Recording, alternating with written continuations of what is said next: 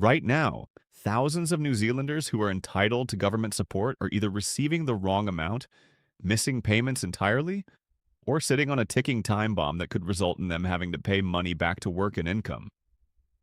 And in most cases, they have no idea any of this is happening. I'm David, and you're watching New Zealand Pension Plan, the channel where we break down NZ Super, government support programs, and important updates that could affect your finances so you can make informed decisions and make sure you're receiving every entitlement you may qualify for. Today, we are doing a full, thorough breakdown of the winter energy payment rules that are in effect right now in 2026. We are going to cover exactly who qualifies, how much you should be receiving, the critical dates you need to know, and the traps that catch people out every single year, some of which can result in overpayment debts that work and income will come back to collect. I also want to address something directly today because there is a significant amount of confusion circulating online and on social media about the winter energy payment in 2026. There are claims going around suggesting there has been a major new rule change, that rates have increased, that the residency requirement has jumped to 20 years overnight. We are going to go through each of those claims one by one, and I am going to tell you exactly what is true, what is false, and what you actually need to do.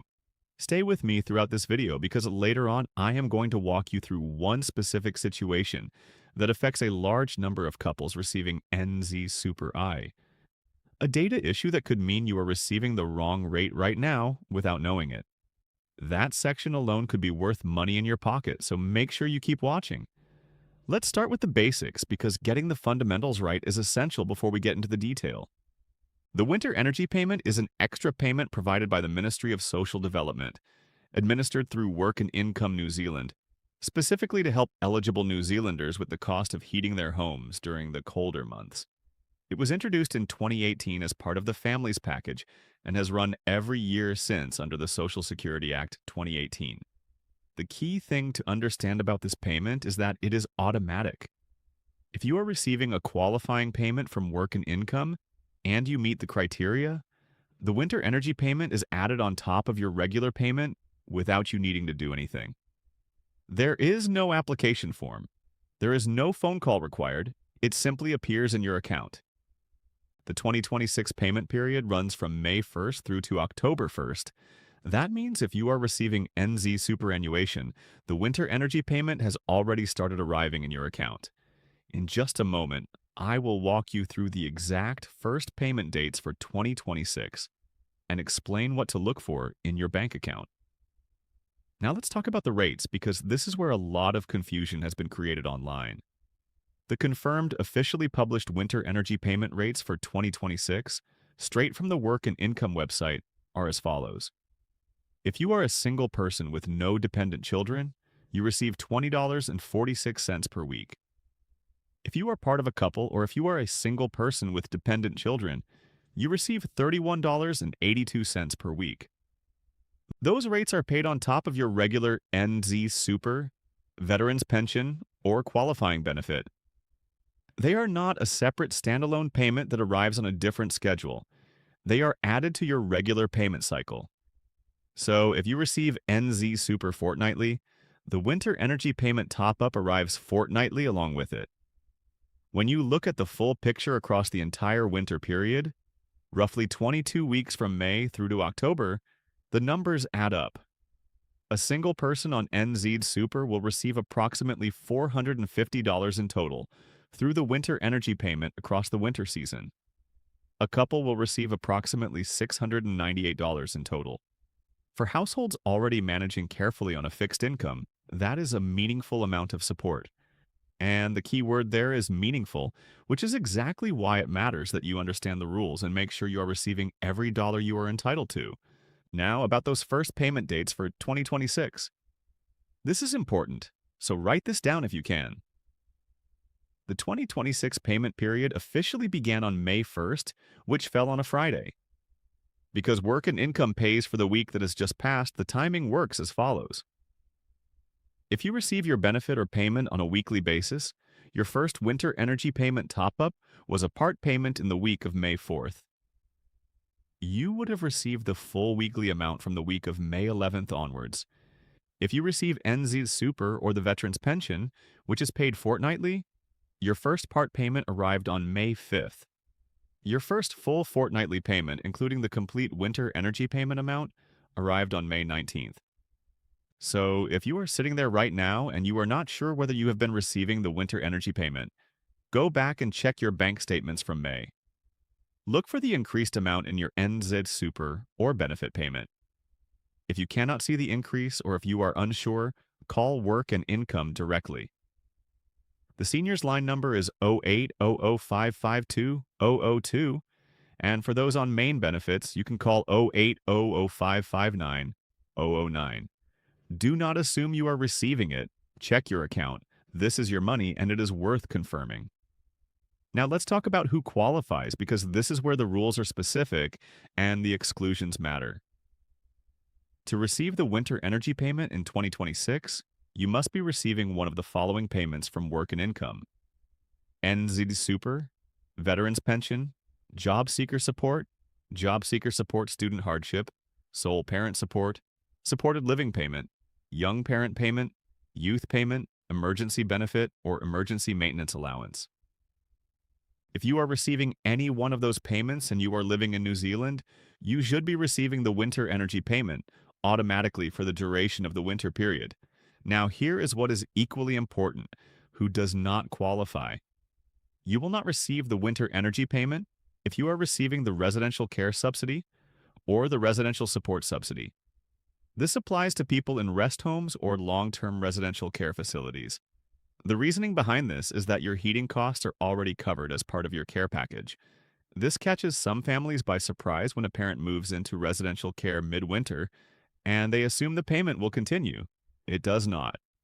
You will also not receive the winter energy payment if you are living overseas. The payment is specifically for people who are present and residing in New Zealand, because it is designed to offset the cost of heating a New Zealand home in winter. And the third exclusion, this one is important and often misunderstood.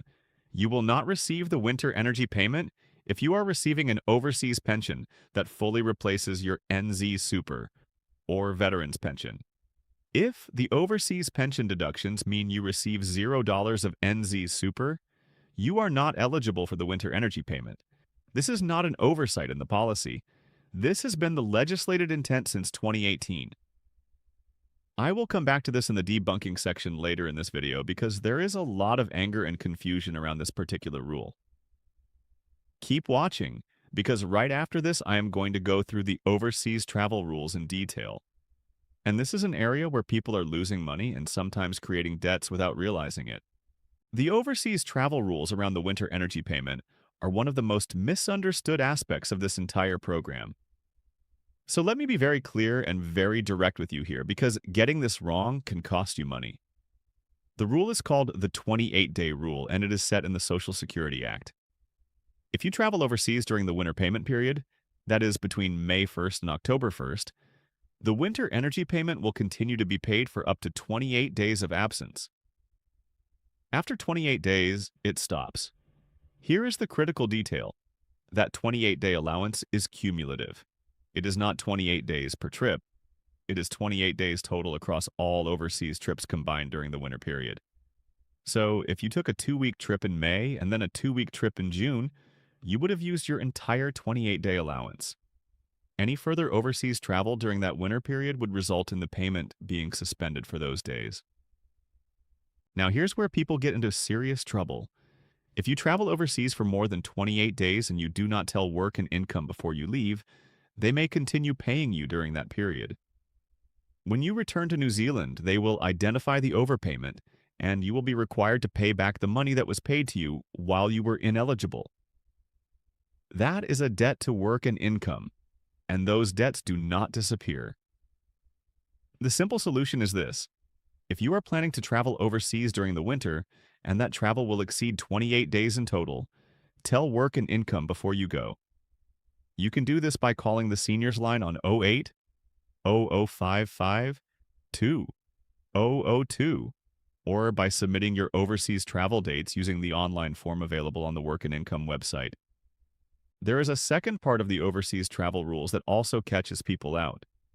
When you return to New Zealand after a period overseas that was long enough to stop your winter energy payment, the payment does not restart automatically. You need to contact Work and Income and ask them to restart it. If you return before October 1st and do not make that call, you will simply miss out on the remaining weeks of winter energy payment for that season. There is no guarantee of backdating. If you return after October 1st, the payment will restart automatically the following May, provided you still meet the eligibility criteria at that time. Take a moment to consider whether this applies to your situation. If you have been overseas during winter or are planning to travel, this is the information that could protect your entitlement and prevent an unexpected debt. Now, I want to spend some time on the opt-out rules because there is a critical mistake being made by a significant number of New Zealanders, particularly those who traveled overseas in a previous winter season and opted out of the winter energy payment while they were away. If you opted out of the winter energy payment at any point, Work and Income will not restart it for you. Not this winter, not next winter, not ever, unless you specifically ask them to restart it. This is the permanent opt-out trap. The assumption most people make is that if they opted out temporarily for a trip, the payment would just restart the following year automatically. It does not. The opt-out remains in place indefinitely until you take action to reverse it. If you are not sure whether you opted out at some point in the past, go back and check your bank statements for the May to October period from last year. Look for the winter energy payment top-up on your regular payments. If you do not see it and you were living in New Zealand at the time and receiving NZ Super or qualifying benefit, it is possible you may have an opt-out on your record. To restart the payment, you can complete the Stop or Restart Winter Energy Payment form available through the Work and Income website, or you can call Work and Income directly. The process is straightforward, but you do need to initiate it yourself. If you opted out last year and have not opted back in, your winter energy payment would not have started this May. You may be missing out on payments right now. Stay with me, because I want to come back to the couple-specific rules in a moment. And this is the section I mentioned at the start that could genuinely affect your bank account if you are part of a couple receiving NZ Super.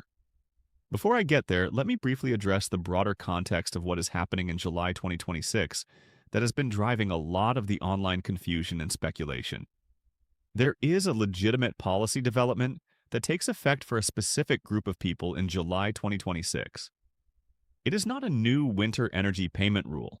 It is the continuing phase-in of the NZ Super residency requirement changes. Here is the background. From July 1st, 2024, the New Zealand government began a gradual phased increase to the residency requirement for NZ Super and the Veterans Pension. Previously, you needed to have lived in New Zealand for 10 years since turning 20, with at least 5 of those years being after age 50. That 10-year requirement is now being gradually increased towards 20 years, but gradually is the key word here. The requirement is increasing by 1 additional year for every 2 birth year cohorts. In practical terms, this means people turning 65 from July 2026 onwards will face a slightly higher residency threshold than those who turned 65 before July 2026. It is a small incremental increase, not a sudden jump to 20 years. The end point of 20 years total residency will not be reached until July 2042. We are very early in this phase-in process. Why does this matter for the winter energy payment?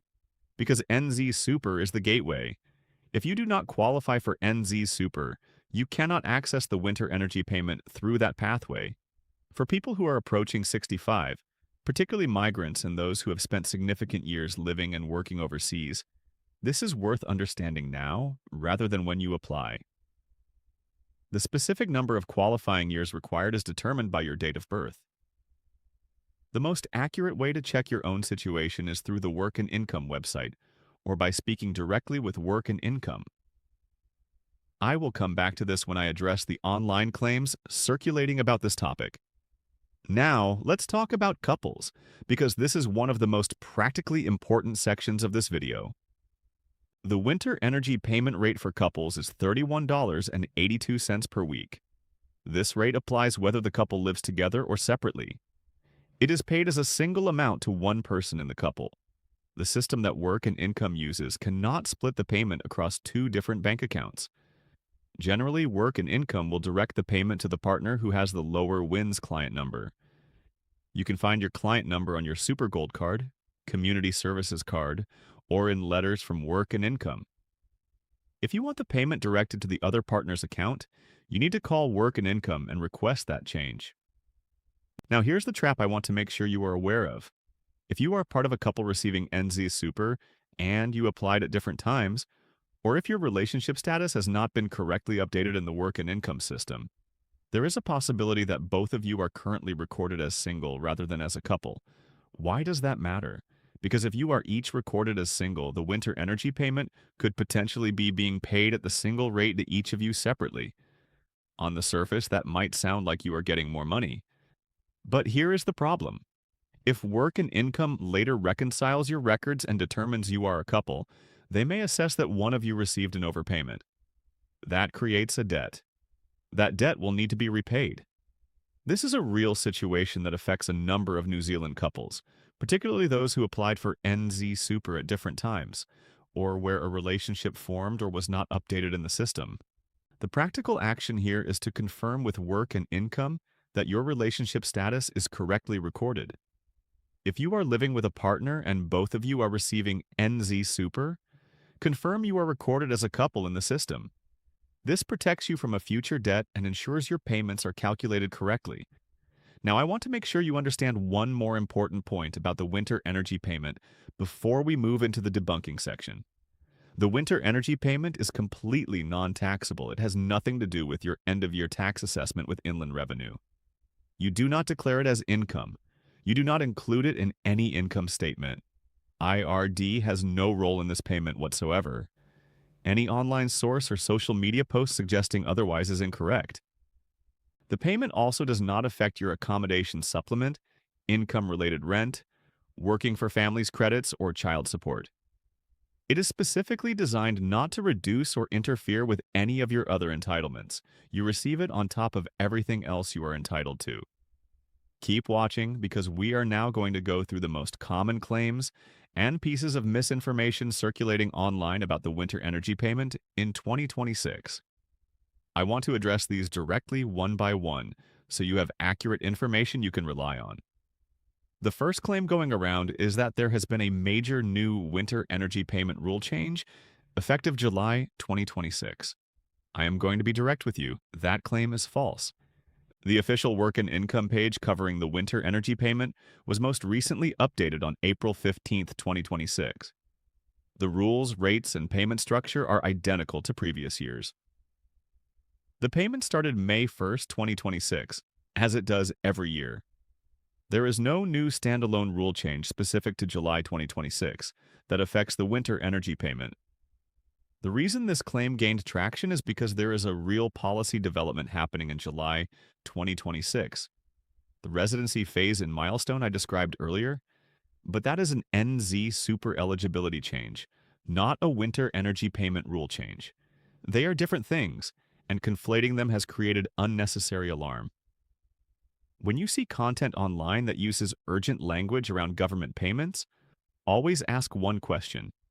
Where is this information sourced from? If the answer is not a direct link to the Work and Income website, the MSD website, or New Zealand legislation, treat it with considerable caution.